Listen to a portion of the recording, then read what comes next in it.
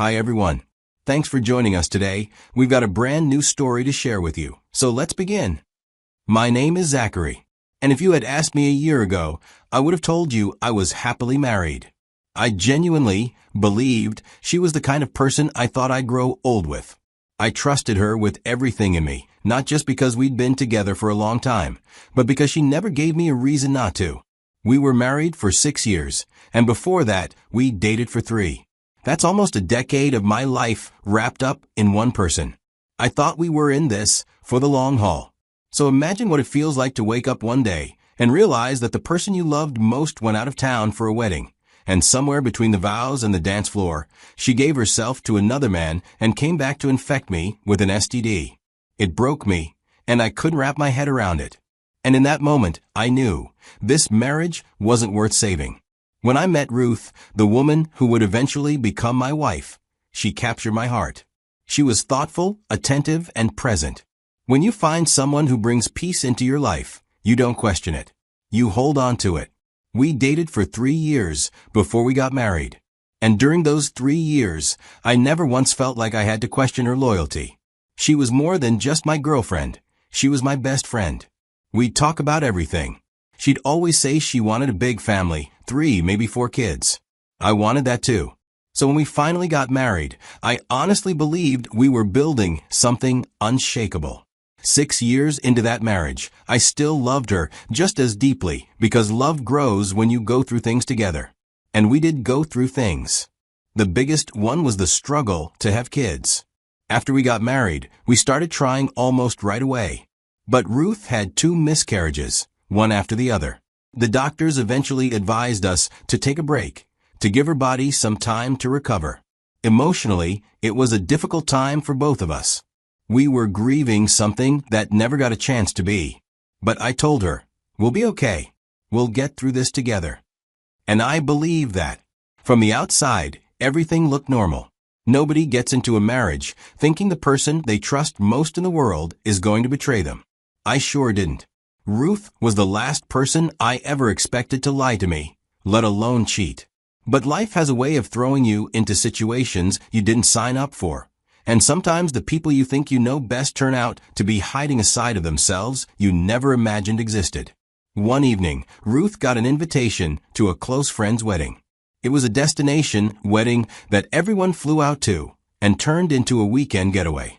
When Ruth brought the invitation to me, she was excited, talking about how it would be nice to be around friends again, how it'd be good to take a break.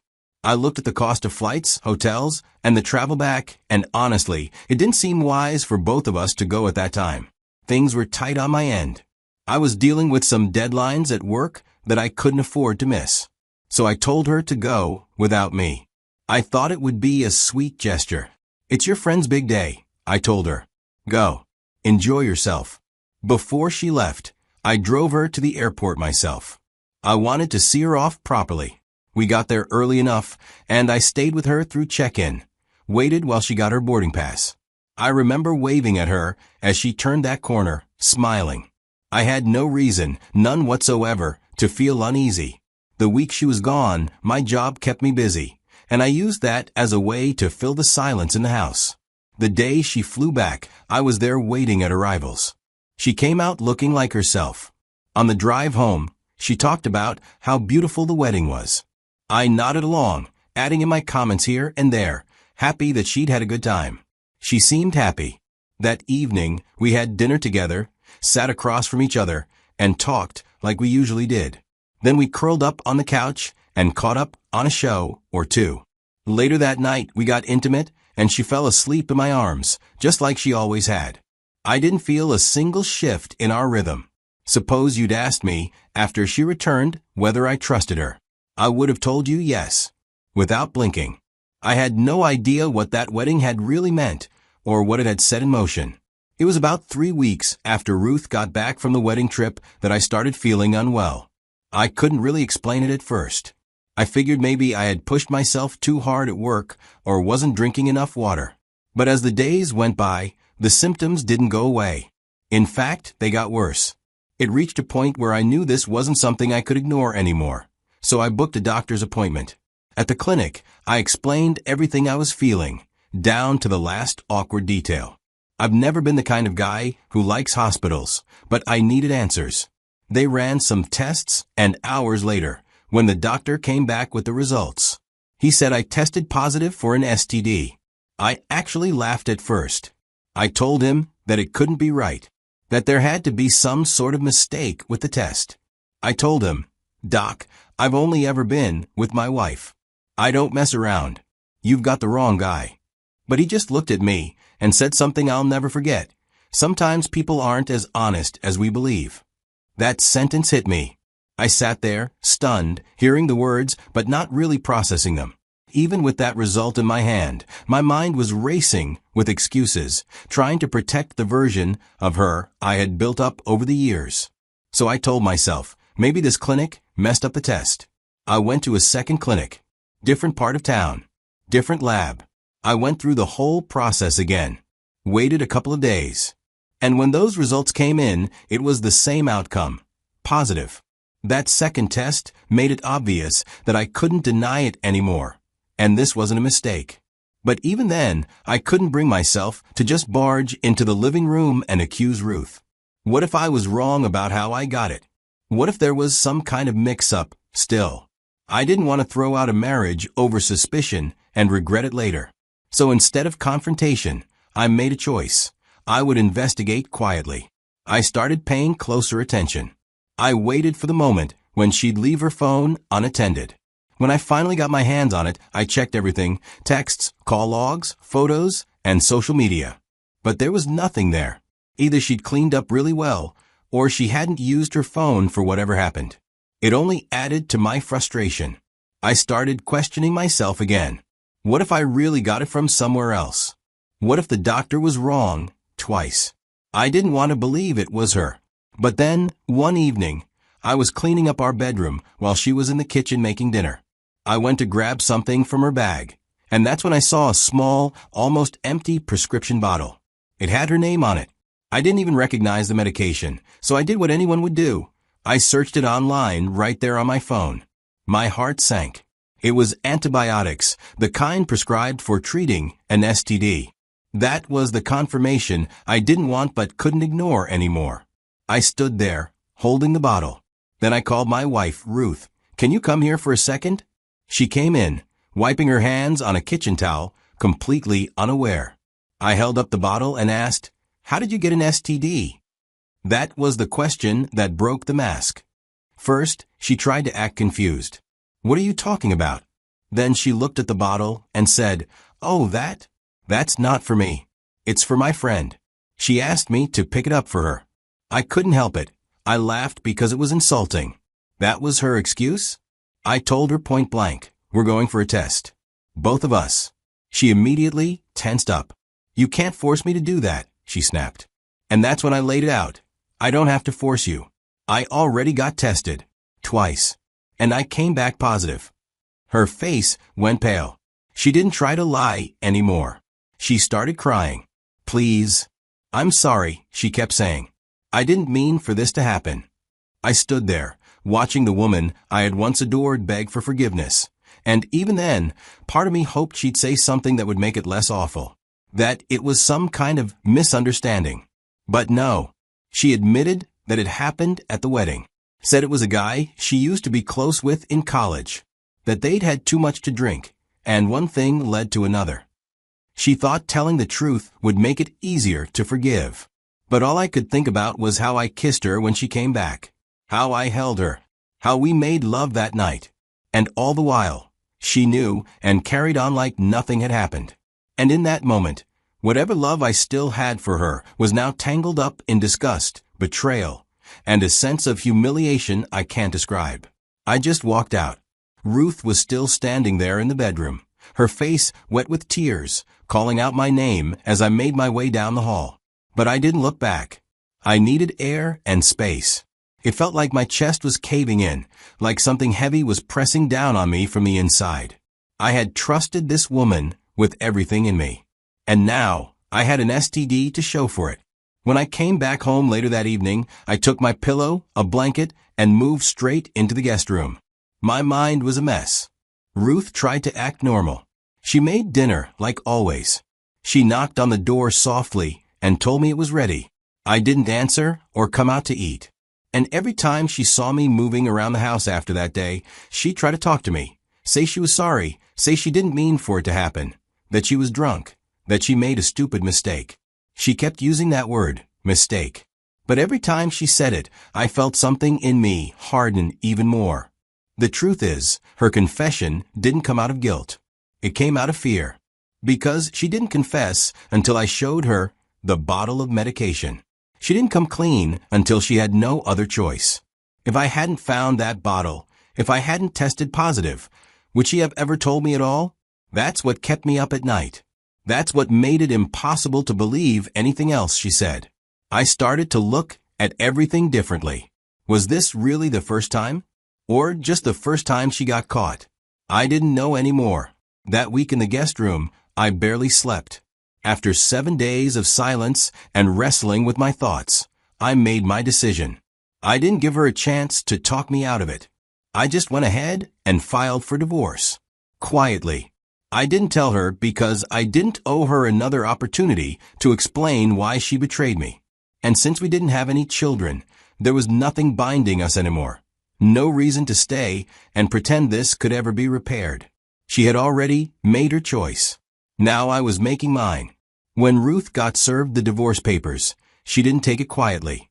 I remember coming home from work that evening, and there she was, standing by the doorway with red eyes.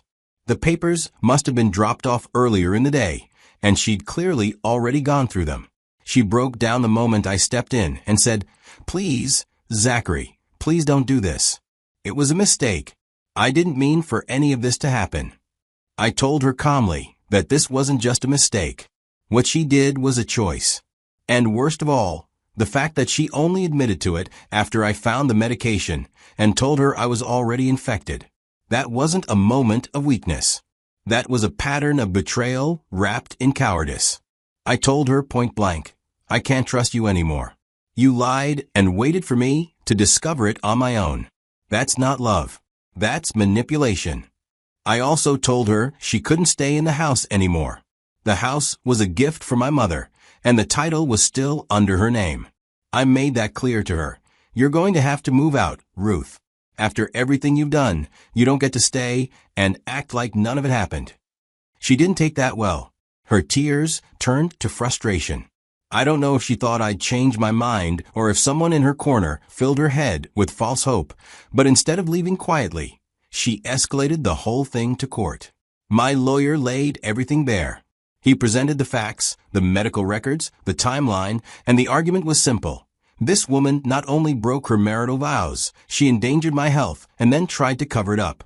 That's more than grounds for divorce. That's grounds for removal. Ruth, of course, tried to spin it differently. But the court wasn't interested in emotional appeals without facts. The judge looked at the documents, heard both sides, and gave the ruling. She had to vacate the property. A firm date was given. This was never about punishing her. It was about protecting myself from a life that was built on a lie. We were close to finalizing the divorce. The legal back and forth had been long, tiring, and honestly, I was counting the days until I could close that chapter of my life and move forward in peace. But out of nowhere, Ruth and her lawyer came back to court with a fresh claim, one that changed the entire direction of things. Ruth stood there in front of the judge and said she was 16 weeks pregnant and that the baby was mine. I remember sitting there trying to keep a straight face, but inside, my stomach dropped. I didn't know whether to laugh, panic, or walk straight out of the courtroom. Because here's the thing, was it possible the baby was mine? Sure. We were still sleeping together before I found out about the affair. But that doubt, that little gap in trust that her betrayal had created, it made me question everything. I had already tested positive for an STD she gave me. She had already admitted to cheating. And now, after being caught, after I filed for divorce, she shows up talking about a baby?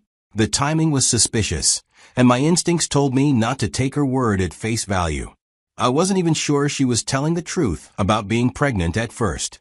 But she had medical confirmation, and so the court took it seriously.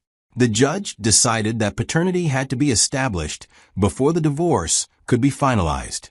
That meant everything, every document, every agreement, every ounce of closure I was building toward had to be paused, put on hold, just like that, until the baby was born and the truth came out. Those months of waiting were brutal, not just because of the legal delay, but because of the thoughts racing through my head every single day. What if it were mine? What would that mean? Would she use the child to stay tied to me? Would she suddenly act like the past didn't matter and try to rebuild something I had already buried? I didn't trust her intentions, not anymore. And I definitely didn't trust that this pregnancy was just about the baby. It felt like one more move on her part, a last-ditch attempt to hold onto the life she was losing. When the child was finally born, I didn't waste a second. I made sure the paternity test was done immediately. And when the results came back, proving the baby wasn't mine, I don't even have words to describe the relief that washed over me. I felt like I could finally exhale after holding my breath for months. It confirmed everything I had feared. If I hadn't discovered her cheating when I did, I could have ended up raising another man's child, completely in the dark. That kind of betrayal isn't just cruel, it's life-altering. And knowing I dodged that bullet only made me more grateful that I walked away when I did. That moment, when I saw the results in black and white, was the final seal on my decision. I didn't need more evidence. I didn't need another argument or explanation from her. That baby, that lie, that manipulation all showed me the kind of person she had become. And I knew, without a doubt, I made the right choice. After everything, I still had one thing left nagging at me. I needed to know who the man was. I needed to know exactly who Ruth threw our marriage away for. She had only mentioned that it was some guy she used to be close to in college, but that was too vague for me to sit with. So, I started digging. Quietly. I went through old yearbooks, her Facebook comments, tag photos, and even checked who she followed on Instagram. It didn't happen overnight, but eventually, things started to click. Turns out, the guy she hooked up with at the wedding wasn't just someone from college. He was a married man.